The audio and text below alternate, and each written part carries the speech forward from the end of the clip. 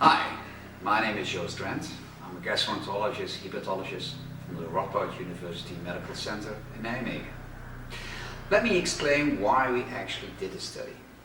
We realized that with the advent of new direct antiviral therapy, we were actually able to cure a large set of patients with hepatitis C. Unfortunately, we couldn't cure as well the patients with genotype 3 as opposed to the patients with genotype 1. We did not really know which drug actually to use. What we did see in the literature that head-to-head studies were absent, and then we were really searching for evidence to which therapy would be actually the best. And that is exactly the reason why we started the study. Hello, I'm Floor Burden and I'm a PhD student at the Department of Gastroenterology and Hepatology of the Radboud University Medical Center in the Netherlands. With this study, which was introduced before, we aimed to identify the best treatment for patients with hepatitis C genotype 3. So we assessed the comparative effectiveness of direct-acting antivirals, and furthermore, we wanted to assess the value of ribavirin in these patients.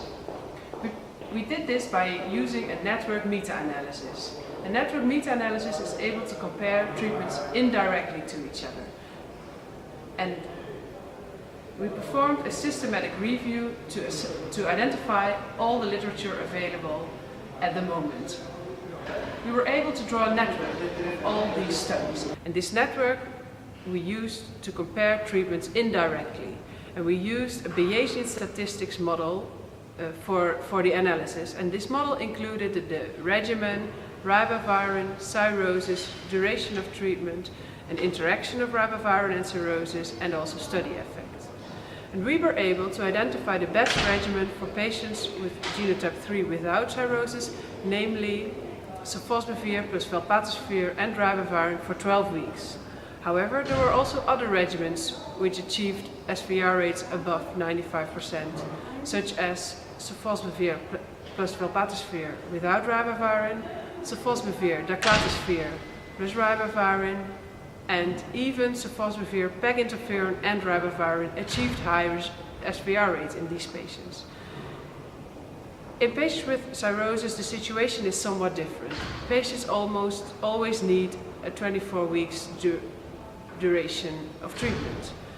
Sofosbuvir plus velpatasvir for 24 weeks was the best, then followed by sofosbuvir daclatasvir with ribavirin for 24 weeks. And the only regimen that achieved comparable SVR rates was in 12 weeks was sofosbuvir plus velpatasvir and ribavirin. Both for patients with and without cirrhosis, the sofosbuvir plus ribavirin combination for 24 weeks was clearly inferior. Overall, the role of ribavirin was clearly present. Both in cirrhotic and non-cirrhotic patients, ribavirin significantly boosted SVR rates with odds ratios of 2.6 to 4.5. Well, what did we conclude?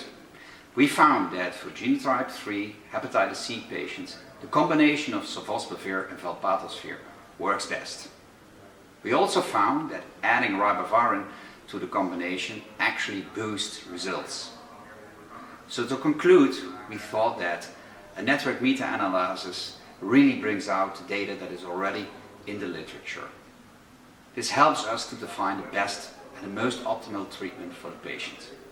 And it also helps us to prioritize treatments that you can use for our patients. Thank you for watching. It has been a pleasure to make it for you. Further details you can find on our article, which has been published by Clinical Gastroenterology and Hepatology.